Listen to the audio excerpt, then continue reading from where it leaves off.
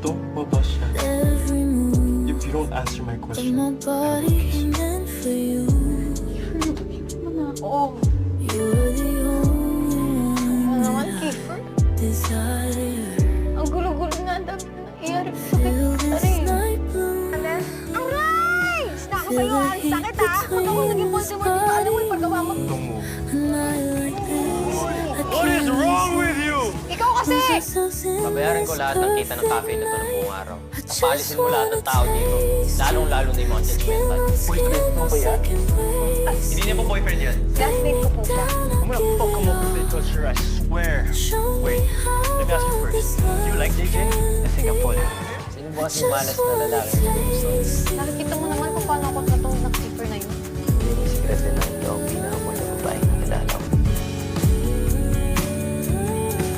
Sasabay ka pa talaga, Yuri? Gusto mo sa akin